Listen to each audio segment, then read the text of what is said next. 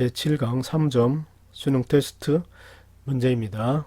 1번 그림 가는 현재의 지구 공전 궤도를 현재는 요 지점이 태양과 멀기 때문에 원일점에 있을 때인데 지구 자전축이 태양을 향해서 기울기 때문에 햇빛은 북반구 쪽으로 올라와서 비춰서 북반구는 여름이 되고 남반구는 겨울이 됩니다. 그리고 여기가 태양과 가까운 위치 근일점이 되는데 이때는 지구 자전축이 태양과 반대편으로 기울기 때문에 태양은 남반구 쪽으로 내려가서 비춰서 남반구는 여름, 북반구는 겨울이 됩니다.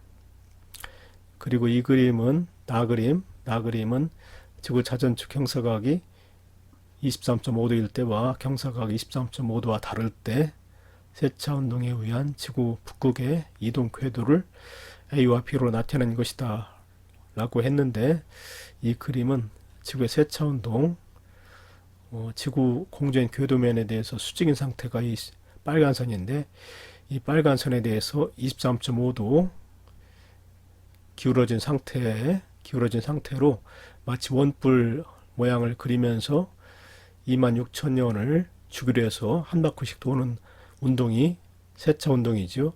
이 그림을 위에서 내려다보면은 이 빨간 실선이 가운데 점으로 나타나게 되고, 지구 북극의 이동 궤도가 이원이 바로 이렇게 나타나고 있는데, 이 원의 크기가 크면 클수록 이 경사각이 더 커지게 되고, 이 원의 크기가 작으면 경사각이 작게 되는 겁니다. 그래서 A일 때, 실선일 때의 경사각이 23.5도이라고 했기 때문에 이 그림에서 이 원이 바로 이 실선이 되게 되지요. 그리고 점선처럼 원의 크기가 작아지면은 경사각이 작게 됩니다. 그래서 A일 때의 기운각이 23.5도이고 B일 때는 기운각이 23.5도보다 작은 경우가 됩니다. 이 그림에서도 기운각은 원의 크기가 큰 기역에서 더 크지요, 니은보다. 그리고 화살표 오른쪽 방향이 태양 방향이라고 했기 때문에 태양의 위치가 지금 여기에 있습니다. 그래서 기역과 니은은 태양 방향과 반대편으로 기운대가 되고, 디귿은 태양 방향 쪽으로 지구 자전축이 기운 상태가 됩니다. 이에 대한 설명 중 옳은 것 고르기. 단, 지구 자전축 경사각의 변화와 세차 운동 이외의 요인은 고려하지 않는다.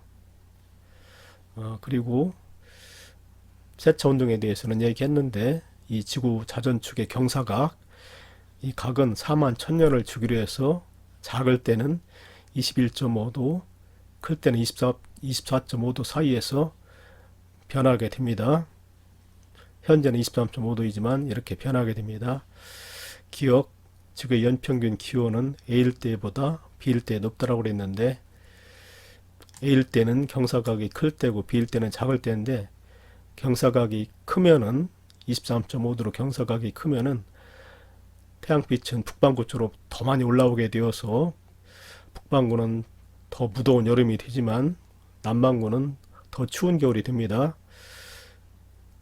그리고 경사각이 작을 때는 북반구 쪽으로 태양이 적게 올라오게 되어서 북반구는 좀 더 시원한 여름이 되지만 남반구의 겨울은 좀 더 따뜻한 겨울이 되지요. 그래서 지구 전체적인 지구의 평균 기온은 경사각이 클 때 A일 때나 B, 경사각이 작을 때나 똑같이 변화가 없게 됩니다. 그래서 여기 높다가 아니고 같다라고 해야 됩니다. 그래서 기억은 틀렸고, 그 다음 니은, 북반구 여름철의 평균 기온은 북극이 기역에 위치할 때보다 니은에 위치할 때 낮다라고 그랬는데, 기역이 니은보다 기온각이 크지요. 그런데 북반구의 여름철은 바로 원일점에 왔을 때입니다. 이때는 지구 자전축이 태양 쪽을 향해서 기울기 때문에 햇빛은 북반구 쪽으로 올라와서 비추게 되어서 북반구는 여름이 됩니다. 그런데 이 경사각이 크면은 클수록 태양은 북반구 쪽으로 좀 더 많이 치우쳐 올라오게 되지요. 그래서 좀 더 무더운 여름이 됩니다. 그래서 경사각이 큰 기역일 때가 니은일 때보다 북반구 여름철 기온이 더 높게 됩니다. 니은 북반구 여름철의 평균 기온은 북극이 경사각이 큰 기역에 위치할 때보다 경사각이 작은 니은에 위치할 때 낮다. 맞았습니다. 경사각이 작으면 북반구 여름철 기온은 더 낮아지는 거 맞았습니다. 그 다음에 디귿 남반구 중위도 지역의 기온의 연교차, 북극이 기역에 위치할 때보다 디귿에 위치할 때 크다라고 되어 있는데, 기역에 위치할 때는 지구 자전축이 태양 방향과 반대편으로 기울어져 있을 때, 그러니까 이 그림에서 이런 위치가 됩니다. 이때는 지구 자전축이 태양과 반대편으로 기울어져 있을 때가 되지요. 그리고 디귿에 위치할 때는 지구 자전축이 태양 쪽을 향해서 기운 거실이기 때문에 이 그림에서 디귿의 위치는 이런 위치가 됩니다. 근일점에 왔을 때 13,000년 후에 근일점에 왔을 때 모습이 됩니다. 그런데 기역에 오게 되면은 요때가 이제 태양이 남반구 쪽으로 내려가서 비추기 때문에 남반구는 여름이 되는데, 거리가 가까운 여름이 되기 때문에 좀 더 무더운 여름이 되지요. 그리고 여기 오게 되면은 태양이 북반구 쪽으로 올라와서 비추기 때문에 북반구는 여름이 되지만 남반구는 겨울이 되지요. 그런데 남반구의 겨울은 거리가 먼 겨울이 됩니다. 그래서 훨씬 더 추운 겨울이 되지요. 그래서 이때는 남반구 중위도를 기준해서 생각했을 때는 연교차가 크게 됩니다. 그런데 디귿의 위치에 왔을 때는 이때 태양은 북반구 쪽을 비추기 때문에 남반구는 겨울이 되지만 거리가 가까운 겨울이 되기 때문에 좀 더 따뜻한 겨울이 되지요. 그리고 원일점에 왔을 때는 태양이 남반구 쪽으로 내려가서 비추기 때문에 남반구는 여름이 되는데, 이때는 거리가 먼 여름이 되기 때문에 좀 더 시원한 여름이 됩니다. 그래서 이 밑에 그림과 같이 지구 자전축이 근일점에 왔을 때 자전축이 태양 쪽을 향해서 기우는 디귿의 위치가 되었을 때는 연교차가 작게 되지요. 기역일 때보다 디귿에 있을 때가 연교차가 작게 됩니다. 그래서 남반구 중위도 지역의 기온의 연교차는 북극이 기역에 위치할 때보다 디귿에 위치할 때 크다가 아니고 작답니다. 그래서 이 문제 디귿 틀렸고 니은만 맞았습니다. 2번 그림은 용성 또는 침강이 일어나고 있는 어느 해역에서 해안에 나란하게 지속적으로 부는 바람. 이 그림을 보면은 이 해안에 나란하게 바람이 이렇게 불고 있는데, 이 바람은 동서남북 표시로 보았을 때 북서쪽에서 불어오기 때문에 북서풍이 됩니다. 바람이 부는 모습과 상대적인 해수면 높이, 해안에서의 높이를 0m라고 했을 때 높이를 나타낸 것이다. 그림에서 보면은 연안에서 색깔이 밝기 때문에 해수면의 높이가 낮고, 먼 바다 쪽에서는 색깔이 검기 때문에 해수면의 높이가 상대적으로 높습니다. 그런데 이렇게 해수면 높이가 차이가 나려면은 바닷물이 연안에서 먼 바다 쪽으로 해수가 이동을 해야만 해수면의 높이 차이가 발생되지요. 그래서 여기서 해수의 이동 방향은 A 지점에서 B 지점으로 해수가 이동했다고 봐야 됩니다. 그래서 기억 표층 해수는 주로 A에서 B 쪽으로 이동한다. 기억 맞았습니다. 그 다음에 니은 표층 수온은 A가 B보다 높다라고 그랬는데, 방금 전에 해수가 연안에서 먼 바다 쪽으로 이동을 했다고 그랬는데, 그렇게 되면은 연안에서는 이를 보충하기 위해서 심층에 찬 해수가 올라오는 용성이 일어나게 되지요. 그래서 수온이 상대적으로 낮게 됩니다. A 지역에서는 B 지역보다 수온이 상대적으로 낮게 됩니다. 그래서 니은 표층 수온은 A가 B보다 높다가 아니고 낮다지요. 니은은 틀렸습니다. 그 다음에 디귿 이 해역은 북반구에 위치한다라고 그랬는데, 바람이 북서풍이 계속해서 불 때 표층 해수는 이 바람의 방향에 대해서 오른쪽 직각으로 이동한 셈이 되지요. 근데 북반구에서는 풍향에 대해서 오른쪽 직각 방향으로 해수가 이동하는 애크만 수정이 일어납니다. 그래서 이 지역은 북반구 맞습니다. 풍향이 오른쪽 90도 방향으로 해수가 이동했기 때문에 북반구 맞습니다. 남반구에서는 바람의 방향에 대해서 왼쪽 직각 방향으로 해수가 이동을 하기 때문에 이 그림과 맞지 않게 되지요. 그래서 이 그림 디귿 북반구에 위치한다. 맞았습니다. 기억하고 디귿이 맞았습니다. 3번 그림은 엘니뇨와 라니냐 시기 중 어느 시기에 태평양 적도 부근 해역에서 기상위성으로 관측한 적외선 복사에너지량의 편차 관측값에서 평년값을 뺀 값을 나타낸 것이다. 그림을 보면 이쪽 왼쪽이 서태평양 쪽이 되는데 색깔이 밝기 때문에 평상시보다 적외선 복사에너지량이 적어졌습니다. 이거는 라니냐 시기이기 때문에 그렇습니다. 라니냐 시기는 무역풍이 더 강해져서 따뜻한 내수가 동태평양 쪽으로부터 서태평양 쪽으로 더 강하게 흘러오게 되어서 서태평양 쪽의 수온이 평상시보다 높게 됩니다. 그렇게 되면 상승기류가 더 강해져서 평상시보다 상승기류가 더 강해져서 구름층이 더 두껍게 발달하게 되는데, 이렇게 되면은 구름 상층부의 높이가 높기 때문에 구름 상층부의 온도가 더 낮아지게 됩니다. 그러면은 이보다 높이 떠 있는 기상위성에 도달되는 적외선 복사에너지량이 적어지게 되지요. 그래서 이 시기는 라니냐 시기가 됩니다. 평상시와 비교한 이 시기에 라니냐 시기의 특징으로 옳은 것만을 보고서 있는 대로 고른 것은 워커 순환이 워커 순환이 강하다. 맞았습니다. 라니냐 시기는 서태평양 쪽에서의 상승기류가 더 강해지고 그래서 저기압이 더 뚜렷해지고, 동태평양 쪽에서는 하강기류가 더 강해져서 고기압이 더 뚜렷해지게 됩니다. 그래서 워커 순환, 평상시에도 워커 순환이 시계 방향으로 일어나는데 라니냐 시기는 상승기류, 하강기류가 더 뚜렷해져서 강하게 워커 순환이 더 강하게 나타납니다. 기억 맞았고, 그 다음에 니은 서태평양 적도 부근 해역의 강수량, 이쪽이 서태평양 쪽인데 구름층이 평상시보다 더 두꺼워지기 때문에 강수량이 적다가 아니고 라니냐 시기는 많다지요. 니은 틀렸습니다. 그 다음에 동태평양 적도 부근 해역, 이번에는 동태평양 쪽을 물었는데 수온약층이 나타나기 시작하는 깊이가 깊다라고 되어 있는데, 라니냐 시기는 무역풍이 더 강해져서 동태평양 쪽에 있는 해수가 서태평양 쪽으로 더 강하게 흘러가게 되면은 연안에서 찬해수가 더 높이 올라오게 되지요. 그래서 수온약층이 시작되는 깊이도 더 얕아지게 됩니다. 깊이는 더 얕아지게 됩니다.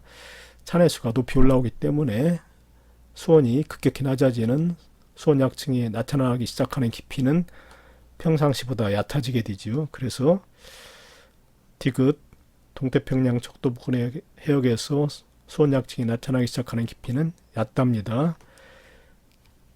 그래서 디귿 틀렸고 기억만 맞았습니다.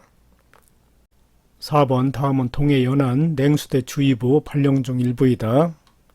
이 그림에서 색깔이 검은 부분이 동해 바다가 되지요. 몇 월 며칠 14시 현재 국립 무엇은 동해 연안 냉수대 예측 정보 시스템 분석 결과 동해 연안의 냉수대 주의보를 발령합니다. 동해 연안의 냉수대는 강한 바람의 방향에 대해서 물었는데 남풍이 불해합니다. 이와 같이 남풍이 지속적으로 불게 되면은 우리나라는 북반구에 위치하기 때문에 해수가 바람의 방향에 대해서 오른쪽 직각 방향으로 해수가 이동을 하게 되지요. 표층 해수가 연안으로부터 먼 바다 쪽으로 이동을 하게 되면은 동해 연안에서는 찬해수가 올라오는 용승이 나타나가지고 연안 쪽에 가까울수록 수온이 낮아지게 되는 냉수대가 형성이 됩니다.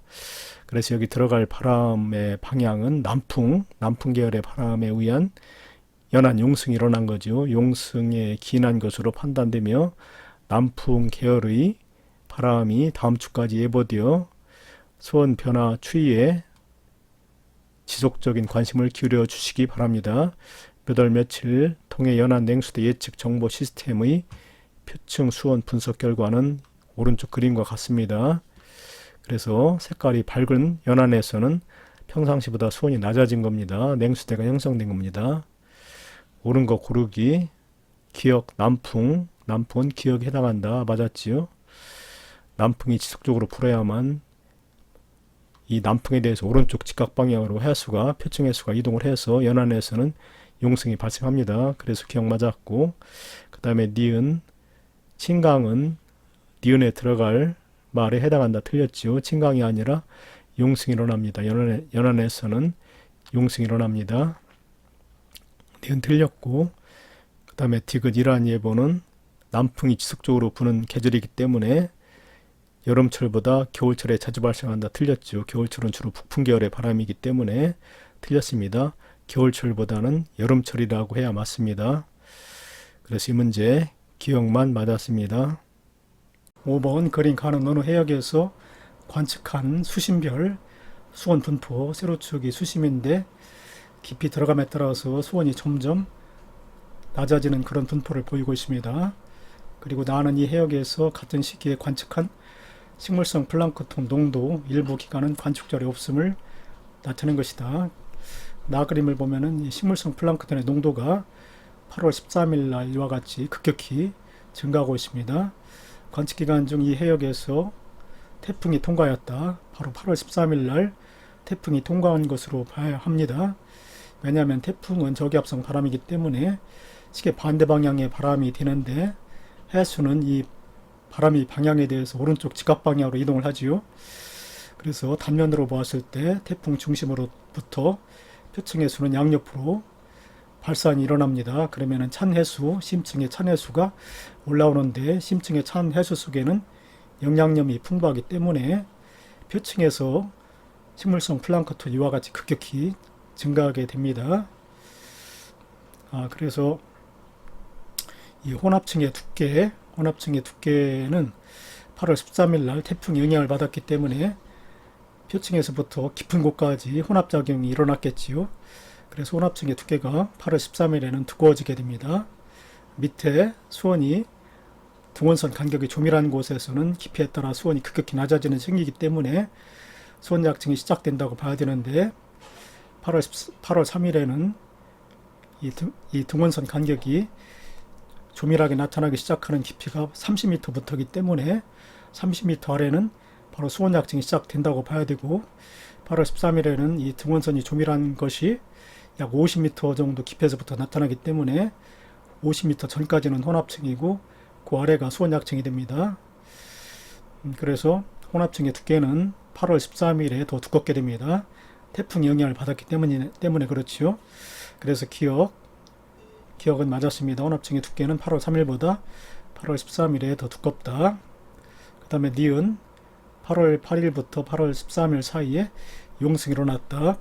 8월 8일부터 13일 사이에 식물성 플랑크톤의 농도가 급격히 증가한 이유가 바로 심층의 찬 해수가 올라오는 용승 현상이 일어났기 때문에 그렇다고 그랬지요. 그래서 니은 맞았습니다. 그 다음에 디귿 표층 영양염의 농도는 8월 3일보다 8월 13일에 낮다라고 그랬는데 심층의 찬 해수가 올라와서 표층 영양염의 농도는 13일날 8월 13일날 급격히 증가한다고 그랬지요. 그래서 식물성 플랑크톤의 농도도 이렇게 크게 증가한 것입니다. 그래서 디귿 낮다가 아니고 높다지요. 그래서 이 문제 기억과 니은만 맞았습니다. 6번 그림 가는 엘니뇨 감시구역을 나는 엘니뇨와 라니냐 시기에 관측한 엘니뇨 감시구역 바로 이 지역의 수온 편차 관측값에서 평년값을 뺀 값과 적도 부근 어느 해역에서 관측한 물리량 세로축 물리량을 P로 나타냈습니다. P의 관계를 나타낸 것이다. A시기와 B시기는 각각 엘니뇨와 라니냐 시기 중 하나이다. 평상시는 검은 점으로 나타내고 있고 그 다음에 이제 A시기는 회색 점, B시기는 그냥 동그라미로 표시했는데 A시기가 바로 엘니뇨 시기라고 봐야 됩니다. 왜 그러냐면은 엘니뇨 시기는 이 무역풍이 약하게 되지요. 무역풍이 약하게 돼 가지고 따뜻한 해수가 서태평양 쪽으로부터 동태평양 쪽으로 이동을 해옵니다. 그래서 동태평양 쪽의 수온이 평상시보다 높아지게 됩니다. 엘니뇨 감시구역의 수온도 평상시보다 높게 나타납니다. 그래서 여기 A그룹의 점들은 평상시보다 수원 편차가 플러스 값, 수원 편차가 플러스 값으로 나타나는 식이기 때문에 엘니뇨 시기가 됩니다. 그리고 요 B식이 여기 점들은 평상시보다 이 엘니뇨 감시구역의 수온이 낮은 시기이기 때문에 라니냐 시기입니다. 라니냐 시기는 무역풍이 강해져 가지고 따뜻한 해수가 이 동태평양 쪽에서 서태평양 쪽으로 많이 흘러가기 때문에 이 엘니뇨 감시 지역에서는 평상시보다 이와 같이 수온이 낮아지게 됩니다. 그래서 B는 라니냐 시기가 됩니다. 옳은 거 고르기. A는 엘니뇨 시기다. 맞았지요? 그 다음에 니은 서태평양 적도 묵은 해역의 강수량, 이쪽이 서태평양인데 서태평양 적도 묵은 해역의 강수량은 물리량 P에 해당한다고 그랬는데 엘니뇨 시기에는 이 따뜻한 해수가 서태평양 쪽으로 잘 흘러가지 못하기 때문에 서태평양에서는 평상시보다 수온이 낮게 됩니다. 수온이 낮게 되면은 고기압 형성이 되죠. 그래서 강수량은 적어지게 됩니다. P값은 엘니뇨 시기의 큰 값으로 나타나는데 엘니뇨 시기의 강수량은 적게 나타나기 때문에 물리량 P가 강수량이 될 수는 없고 기압으로 봐야 됩니다. 기압은 엘니뇨 시기에 서태평양의 수온이 평상시보다 낮아져서 기압은 높게 나타납니다. 그래서 물리량 P를 기압으로 봐야 됩니다. 물리량 P를 서태평양 적도 묵은 해역의 기압으로 보는 게 맞습니다. 그래서 니은 틀렸고, 그 다음에 동태평양 적도 묵은 해역의 용승, 엘니뇨 시기보다 라니냐 시기에 강하다. 맞았죠? 라니냐 시기는 무역풍이 강해져서 이쪽 동태평양 쪽에 있는 따뜻한 해수가 서태평양 쪽으로 흘러가기 때문에 연안 용승이 강하게 나타나게 됩니다. 그래서 A시기 연안 용승은 엘니뇨 시기보다 라니냐 시기에 강하다. 동태평양 쪽에서의 용승 맞았지요. 동태평양에서의 용승은 엘니뇨 시기보다 라니냐 시기에 강한 거 맞았습니다. 기억하고 디귿이 맞았습니다. 그림 가원하는 엘니뇨 시기와 라니냐 시기의 적도 지역의 대기 순환을 순서 없이 나타낸 것이다. 엘니뇨 시기에는 상승기류가 나타나는 위치가 오른쪽 동태평양 쪽으로 이동을 해서 나타납니다. 이와 같이. 그래서 나는 엘니뇨 시기입니다. 그리고 라니냐 시기는 무역풍이 더 강해져서 동태평양의 따뜻한 해수가 서태평양 쪽으로 많이 흘러가기 때문에 서태평양에서는 상승기류가 더 강하게 나타나게 됩니다. 그래서 가가 라니냐 시기가 됩니다. 그리고 라니냐 시기는 서태평양 쪽에 수온이 평상시보다 높아지게 되어서 기압은 떨어지게 되고, 엘니뇨 시기는 평상시보다 따뜻한 해수가 서태평양 쪽으로 덜 오기 때문에 해수면의 온도가 낮아져서 기압은 높아지게 됩니다. 자, 옳은 거 고르기. 문제는 가시기, 라니냐 시기보다 엘니뇨 시기에 더 큰 값을 갖는 것만 고르라고 그랬습니다. 무역풍이 세기, 엘니뇨 시기가 더 약하지요. 그래서 기억은 틀렸고, 서태평양 적도 부근의 평균 해면 기압, 엘니뇨 시기는 서태평양 적도 부근의 기압이 상승한다고 그랬고, 라니냐 시기는 서태평양 적도 부근의 기압이 하강한다고 그랬습니다. 그래서 엘니뇨 시기에 더 큰 값을 갖는 거 서태평양 적도 부근의 평균 해면 기압 맞았지요. 엘니뇨 시기가 서태평양 적도 부근의 기압이 더 높게 됩니다. 그래서 니은 맞았고, 그 다음에 디귿 동태평양 적도 부근 해역의 혼합층 두께. 엘니뇨 시기에는 따뜻한 해수가 무역풍이 약하기 때문에 이쪽 동태평양 쪽에 있게 됩니다. 그래서 따뜻한 해수층의 두께가 두껍지요. 엘니뇨 시기는 따뜻한 해수층의 두께가 두껍습니다. 그리고 라니냐 시기는 무역풍이 강해서 따뜻한 해수가 서태평양 쪽으로 흘러가기 때문에 밑으로부터 찬 해수가 올라오기 때문에 따뜻한 해수층의 두께는 얇아집니다. 그래서 동태평양 적도 부근 해역의 혼합층의 두께는 엘니뇨 시기에 더 두꺼워지는 거 맞았습니다. 니은과 디귿이 맞았습니다.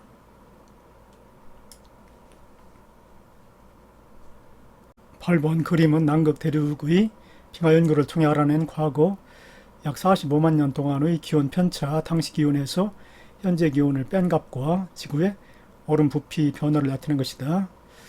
그런데 여기 A 시기는 기온 편차가 마이너스이기 때문에 현재 기온보다 낮았던 시기입니다.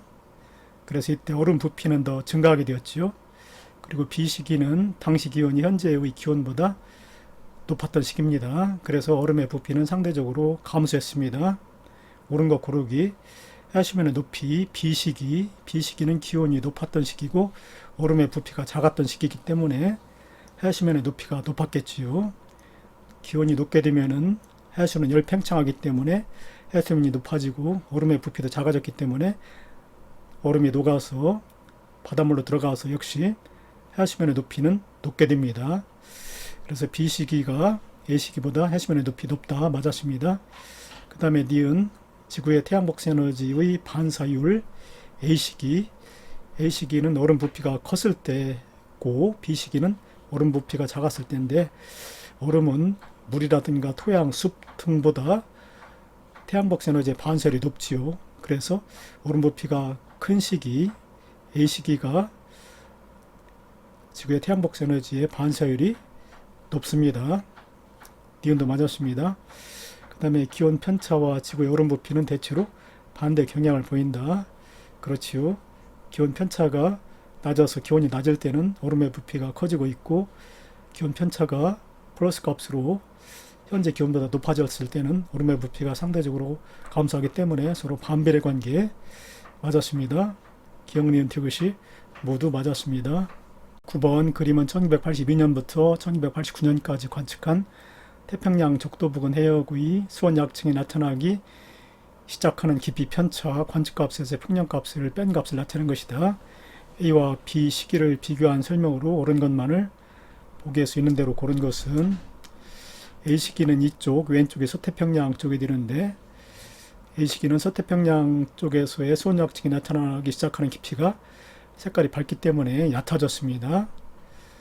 그리고 오른쪽이 동태평양 쪽이 되는데 동태평양 쪽에서는 색깔이 검기 때문에 수온 약층이 나타나기 시작하는 깊이가 깊어졌습니다. 그래서 A 시기는 엘니뇨 시기입니다. 엘니뇨 시기는 무역풍이 약하기 때문에 따뜻한 해수가 동태평양에서 서태평양 쪽으로 잘 흘러가지 않고 반대로 서태평양 쪽에서 따뜻한 해수가 동태평양 쪽으로 오게 됩니다. 그래서 따뜻한 해수층의 두께가 엘니뇨 시기에는 두꺼워지게 됩니다. 그래서 수온 약층이 나타나는 깊이가 깊어지게 되지요. 동태평양 쪽에서 수온 약층이 나타나는 깊이가 깊어지게 됩니다. 그래서 A는 엘니뇨 시기가 됩니다. 그리고 B 시기는 반대로 오른쪽 동태평양 쪽에 수온 약층이 나타나는 깊이가 색깔이 밝기 때문에 얕아졌습니다. 이거는 라니냐 시기죠. 라니냐 시기는 무역풍이 강하기 때문에 동태평양 쪽에는 표층 해수가 서태평양 쪽으로 흘러가서 연안 용성이 강해집니다. 그러면은 수온 약층이 나타나는 깊이가 얕아지지요. 동태평양 쪽에서 수온 약층이 나타나는 깊이가 얕아집니다. 색깔이 밝게 얕아집니다. 그래서 B는 라니냐 시기입니다. 그리고 오른쪽이 서태평양 쪽이 되는데 따뜻한 해수가 서태평양 쪽으로 많이 흘러가 가지고 서태평양 쪽에서는 따뜻한 해수층의 두께가 두껍기 때문에 수온 약층이 나타나는 깊이가 깊어지게 되지요. 그래서 B는 라니냐 시기가 됩니다. 자, 옳은 거 고르기. 무역풍의 세기 A. 엘니뇨 시기가 B. 라니냐 시기보다 강하다. 틀렸죠. 약하죠. 기억은 틀렸고 그 다음에 서태평양 적도 부근의 해역의 해수면의 높이 라니냐 시기 B 시기가 A. 엘니뇨 시기보다 높다라고 그랬는데 그렇죠. 라니냐 시기 B 시기가 따뜻한 해수층이 동태평양 쪽에서 서태평양 쪽으로 더 세게 흘러가기 때문에 서태평양 적도 부근의 해수면의 높이는 라니냐 시기가 엘니뇨 시기보다 높이가 높아집니다. 해수면의 높이가 높아집니다. 그래서 니은 맞았고 그 다음에 A 시기 엘니뇨 시기에 동태평양 적도 부근 해역의 수온 편차 A 시기는 엘니뇨 시기인데 이쪽 오른쪽에 동태평양 적도 부근의 수온은 평상시보다 높아지게 되지요. 무역풍이 약해져서 따뜻한 해수층이 동태평양 쪽에 있기 때문에 동태평양 죽도 부근의 해역의 수온은 높아지게 되어서 관측값에서 평년값을 뺀 값은 플러스 양위값을 갖는다. 맞았습니다. 니은과 디귿이 맞았습니다. 10번 그림은 2002년 이후 그린란드와 남극 대륙 빙하의 총 누적 변화량을 나타내는 것이다. 2004년부터 2016년으로 올수록 그린란드 빙하량도 점점 이렇게 줄어들고 있고 남극 대륙의 빙하량도 이렇게 줄어들고 있는데 여기에 세 가지 예측 모델이 적용되었습니다. 점선은 2007년부터 시작해서 온실기체가 현재의 추세로 배출될 때 다양한 모델에 의해 예측된 빙하의 총 누적 변화량을 나타내는 것인데 RCP 8.5L 그래프가 여기 있습니다. RCP 8.5L 모델 그린란드하고 남극 대륙에서 각각 제시가 되었습니다. 그 다음에 RCP 8.5M 모델도 각각 적용이 되었죠. RCP 8.5M이 실제 남극 대륙의 빙하 감소량과 또 그린란드의 실제 빙하 감소량과 어느 정도 맞아 들어갑니다. 그리고 RCP 8.5U의 예측 값도 이렇게 나와 있지요. 남극 대륙은 RCP 8.5M 모델과 거의 유사하게 실제 빙하가 감소하고 있고 그린란드에서는 이 세 가지 모델 중에서 RCP 8.5U와 U 예측값과 거의 같게 그린란드 빙하가 감소하고 있다고 보면 됩니다. 옳은 것 고르기. 빙하 감소의 주된 원인은 지구온난화이다. 맞았지요? 지구온난화로 인해서 지구의 평균기온이 높아지고 있기 때문에 빙하가 빠른 속도로 녹고 있는 거 맞았습니다. 그 다음에 그린란드는 2007년 이후 그린란드 보면은 2007년 이후에 실제 빙하 감소량이 더 급격히 감소하고 있죠. 기울기가 더 작아지고 기울기가 작아지는 게 아니라 더 커지고 있습니다. 그만큼 빙하가 더 빠르게 2007년 이후에 더 빠르게 감소하고 있다는 것이죠. 그래서 그린란드는 2007년 이후 빙하의 손실량이 어느 예측값보다도 더 크게 나타나고 있습니다. RCP 8.5U 모델이나 RCP 8.5M 모델이나 RCP 8.5L 모델보다도 다 이 세 가지 모델보다도 가장 실제 그린란드 빙하 감소 그래프가 제일 밑에 있기 때문에 실제 빙하의 손실량 예측값보다 큰 거 맞았습니다. 그 다음에 그린란드 남극 대륙의 빙하 손실량만을 고려할 때 2007년 이후가 이전보다 해수면 상승률이 높다. 2007년 이후에 그린란드의 빙하 감소율도 커지고 있고 남극 대륙의 빙하 감소율도 커지고 있습니다. 특히 남극 대륙의 빙하 감소율이 더 커지고 있습니다. 기울기가 더 급격히 기울기가 커져서 감소량이 더 급격히 증가하고 있습니다. 특히 남극 대륙이. 이렇게 되면 이제 빙하가 바다로 더 빠르게 녹아 들어가게 되는데 그렇게 되면 해수면이 더 빠르게 상승을 하게 되지요. 그래서 그린란드와 남극 대륙의 빙하 손실만을 고려할 때 2007년 이후가 이전보다 해수면 상승률이 높게 되는 거 맞았습니다. 기억된 디귿이 모두 맞았습니다. 11번 그림 가는 지구 공전궤도 20일 변화를 나는 북반구와 여름일 때 지구의 공전궤도상의 위치를 나타내는 것이다. 옳은 설명 고르기. 단 지구의 공전궤도 20일 변화와 자전축 경사방향 변화 이오이오이는 고려하지 않는다. 기억 원일점과 근일점에서 지구가 받는 태양폭스 에너지량의 차이는 현재보다 기억 시기가 크다라고 그랬는데 가로축 0으로 표시된 때가 현재입니다. 그리고 왼쪽은 과거가 되고 오른쪽은 미래가 되지요. 그런데 기억 시기는 현재 이전인데 지구 공전궤도 20률이 현재보다 컸을 때입니다. 20률이 더 커지게 되면 좀 더 납작한 타원궤도가 돼가지고 근일점 거리는 더 가까워지게 되고 원일점 거리는 좀 더 멀어지게 됩니다. 이렇게 되면 근일점과 원일점의 그 거리 차이가 현재보다 더 컸을 때이기 때문에 원일점과 근일점에서 지구가 받는 태양광 에너지량의 차이는 현재보다 기억 시기가 큰 거 맞았습니다. 니은 우리나라에서 겨울철 평균 기온은 현재보다 기억 시기에 높다. 기억 시기는 근일점에 왔을 때 북반구가 여름이 된다고 그랬습니다. 근일점에 왔을 때 북반구가 여름이 되기 위해서는 현재의 지구 자전축 경사 방향과 반대가 되어야 합니다. 그래야만 근일점에 왔을 때 태양이 북반구 쪽을 비추게 되어서 근일점에 왔을 때 북반구가 여름이 되지요. 그래서 기역 시기는 자전축의 경사 방향이 현재하고 반대가 되었던 시기였습니다. 근데 이렇게 되면은 우리나라 겨울철 평균 기온, 우리나라가 겨울철이 되려면은 원일점에 와야 되지요. 그래야만 남반구가 여름이 되고 우리나라 북반구는 겨울이 됩니다. 그래서 현재보다 거리가 먼 겨울이 됩니다. 현재는 이때가 근일점에 왔을 때가 우리나라가 겨울철인데 지구 자전축 경사 방향이 반대가 되면은 원일점에 왔을 때 우리나라 북반구가 겨울이 되기 때문에 겨울철 기온이 낮아질 수밖에 없지요. 그리고 또 한 가지 기역 시기는 현재보다 20mm 더 컸을 때이기 때문에 원일점 거리는 더욱더 멀어지게 됩니다. 근일점 거리는 가까워지게 되고, 그래서 이런 것으로 볼 때도 원일점 거리가 좀 더 멀어진 것 때문에도 북반구의 겨울철은 더욱더 추워지게 됩니다. 그래서 두 가지 요인으로 볼 때 다 같이 기역 시기에 겨울철 기온은 현재보다 높다가 아니고 낮다가 됩니다. 그래서 니은 틀렸습니다. 그 다음에 디귿 남반구의 기온의 연교차는 현재보다 니은 시기에 작다. 니은 시기는 현재 0으로 표시된 현재와 마찬가지로 원일점에 왔을 때 북반구가 여름이 되는 때입니다. 원일점에 왔을 때 북반구가 여름이 되는 때이기 때문에 자전축 경사 방향이 현재와 같았던 시기입니다. 이렇게 되면은 원일점에 왔을 때 북반구가 여름이 되게 되지요. 근데 차이점은 니은 시기는 현재보다 공전 궤도 20mm 작아졌기 때문에 이 그림에서 원일점 거리는 좀 더 가까워지게 되고 근일점 거리는 좀 더 멀어지게 됩니다. 그런데 남반구의 기온의 연교차를 물었는데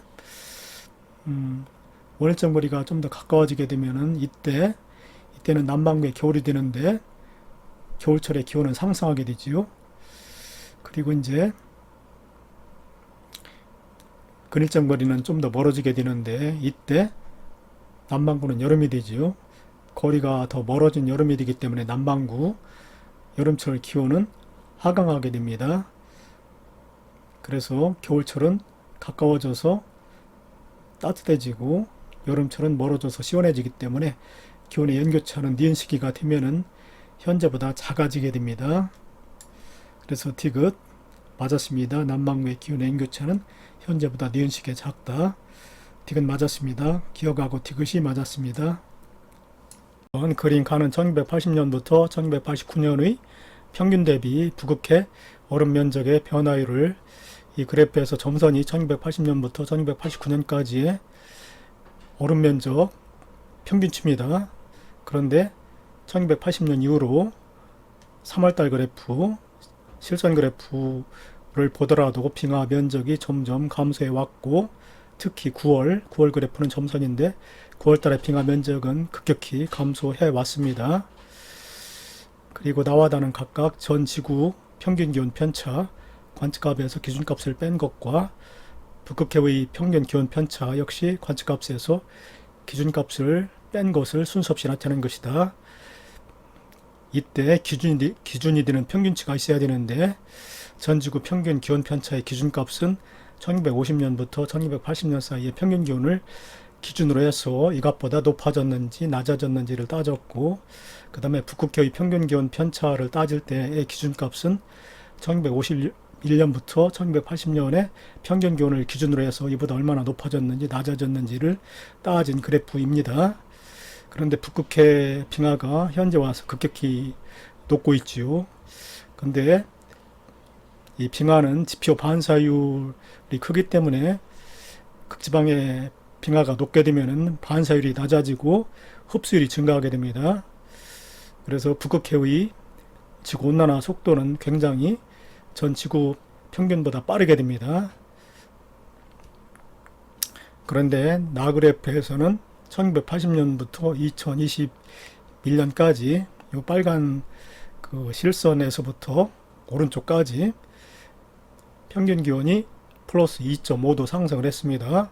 그리고 다에서는 역시 똑같이 1980년 이후로 0.9도만 상승을 했습니다. 그래서 나에서 더 기온이 크게 상승을 했기 때문에 나 그래프가 바로 북극해 평균 기온 편차를 나타낸 값이라고 보면 됩니다. 그리고 다는 전 지구 평균의 기온 편차가 되지요. 자, 옳은 거 고르기. 기억 나는 북극해의 평균 기온 편차이다. 맞았습니다. 그 다음에 최근 30년 동안 북극해에서 태양광 에너지의 반사율의 변화는 9월이 3월보다 작다라고 그랬는데 9월이 더 빙하 면적 감소율이 더 크지요. 그래서 9월 달에 북극해에서의 태양광 에너지의 반사율도 9월이 더 크게 감소했을 것입니다. 빙하 면적이 9월달이 훨씬 더 감소했기 때문에 태양광 에너지의 반사율은 9월달이 더 크게 감소했을 것입니다. 3월보다. 그래서 9월이 3월보다 작다가 아니고 크다지요. 그래서 니은 틀렸고, 그 다음에 북극해 표층의 수의 평균 밀도는 현재보다 1980년에 크다. 현재보다 1980년이 기온이 더 낮았지요. 기온이 낮으면은 해수의 온도도 더 낮기 때문에 수온이 낮을수록 표층에서의 밀도는 커지지요. 그리고 빙하가 녹아 들어가는 양도 1980년에 더 적었을 것입니다. 그래서 1980년에 염분이 현재보다 높았겠지요. 그런데 염분이 높을수록 또 표층에서의 밀도는 커집니다. 그래서 1980년이 현재보다 수온도 낮고 염분은 높기 때문에 표층에서의 밀도는 1980년이 더 컸을 것입니다. 그래서 디귿 북극해 표층에서의 평균 밀도는 현재보다 1980년에 크다. 맞았습니다. 기억과 디귿이 맞았습니다. 3번 그린 칸은 우리나라의 과거 30년 1212년부터 1241년까지를 A기간, 그 다음에 지난 30년 1981년부터 2010년까지를 B기간, 그리고 최근 30년 1991년부터 2020년까지를 C기간 동안의 계절 길이를, 그런데 A기간, B기간, C기간으로 오면서 겨울 길이가 점점 감소하고 있죠. 색깔이 검은 게 겨울 기간인데 겨울 기간은 109, 94, 87일로 점점 감소하고 있고, 여름 기간, 하얀색 여름 기간인데 여름 기간은 98일, 그 다음에 114일, 118일로 점점 여름 길이는 길어지고 있습니다. 그래서 과거 A기간에서 C기간 현재로 올수록 겨울 길이는 감소했고 여름 길이는 점점 증가해 왔습니다. 지구온난화 영향이지요. 그리고 나는 온실기체, 미래 온실기체 배출량을 고려한 두 가지 시나리오에 따라 예상되는 한반도의 기온 편차 예상값에서 현재값을 나타내는 것인데, 뺀값을 나타내는 것인데, 기억과 니은은 각각 고농도 배출 시나리오와 최소 배출 시나리오 중 하나이다. 이산화탄소의 배출량이 많을수록 기온 편차가 플러스 값으로 현재 기온보다 높아지게 되지요. 그래서 기억이 고농도 배출 시나리오가 되고, 니은은 기온 편차 값이 작게 증가하기 때문에 온실기체의 최소 배출 시나리오가 됩니다. 옳은 설명 고르기. 기억은 고농도 배출 시나리오이다. 맞았습니다. 그 다음에 니은 최근 30년 동안 과거 30년 동안에 비해 평균 기온이 높다. 그렇지요. 최근 30년 동안이 과거 30년 동안보다 온실기체 배출량이 많아졌기 때문에 기온이 최근에 와서 높아졌을 것이기 때문에 최근 30년 동안은 과거 30년 동안에 비해 평균 기온이 높다가 맞았습니다. 그래서 그 결과 겨울 길이는 점점 감소했고 여름 길이는 점점 증가한 것이 되지요. 그 다음에 디귿 온실기체가 지속적으로 배출된다면 우리나라의 겨울 일수는 대체로 감소할 것이다. 겨울 길이를 보면은 아까 1912년부터 1941년 동안에 109일, 1981년부터 2010년 동안 94일, 1991년부터 2020년 동안 87일로 점점 감소하는 추세이기 때문에 앞으로도 온실기체가 지속적으로 배출되어서 지구온난화가 지속된다면 우리나라의 겨울 일수도 대체로 감소할 것입니다. 그래서 기억, 니은, 디귿이 모두 맞았습니다.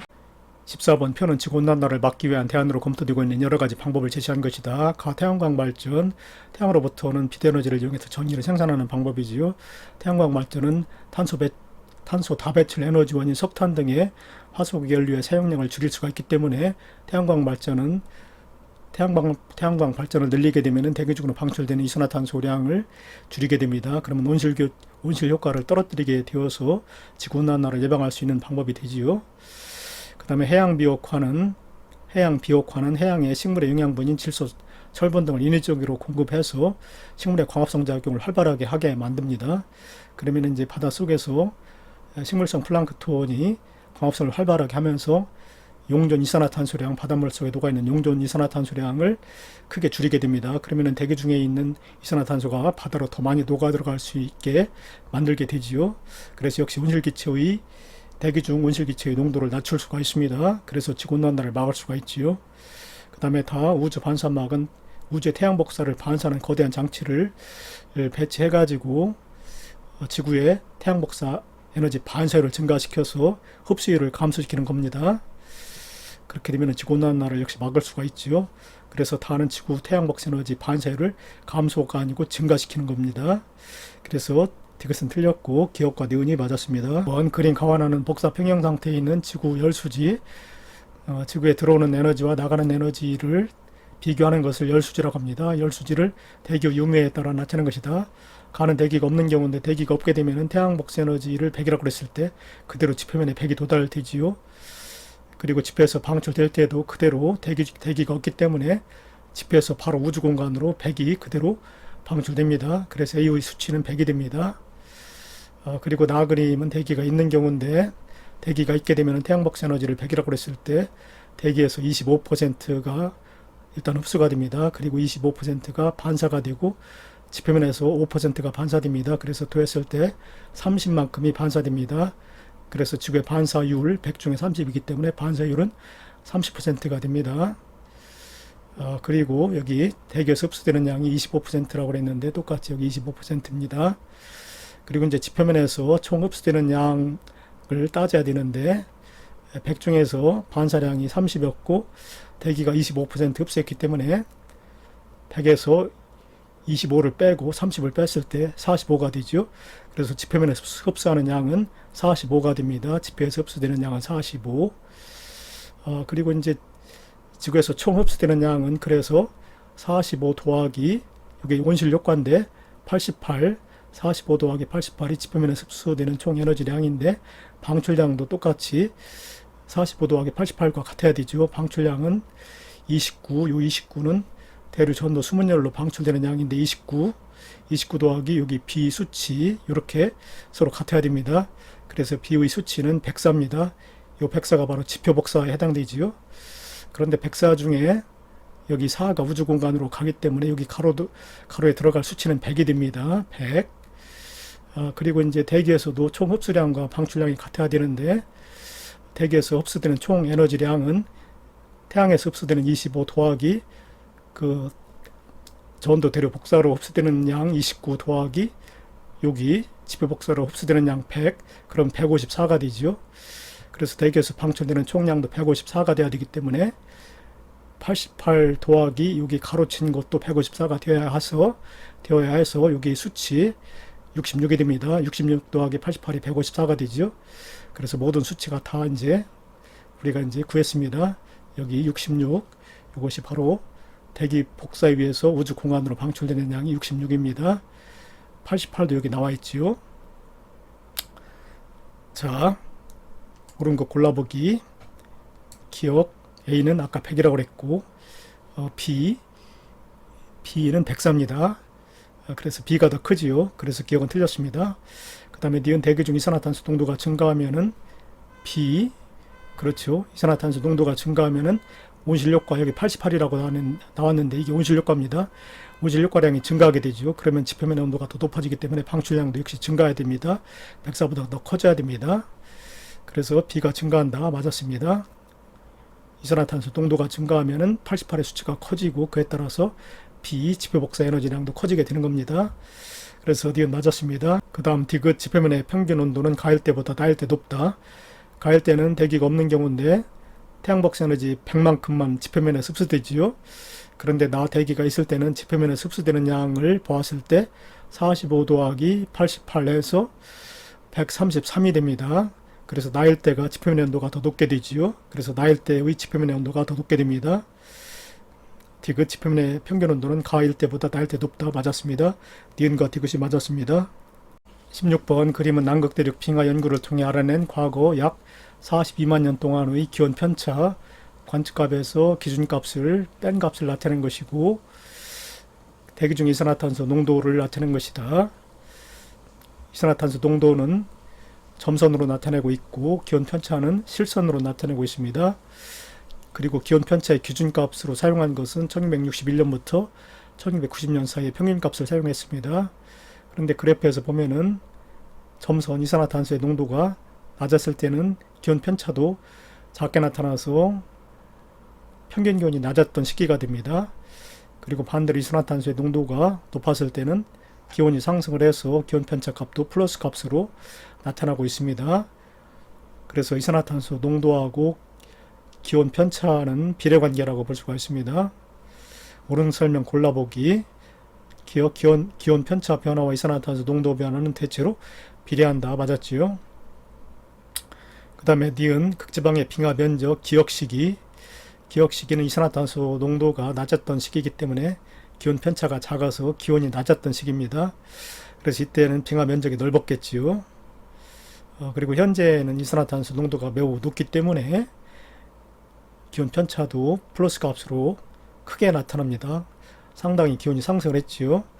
그래서 극지방의 빙하 면적은 기온이 낮았던 기억 시기보다 현재가 넓었을 것이다가 아니고 현재가 좁았을 것이지요.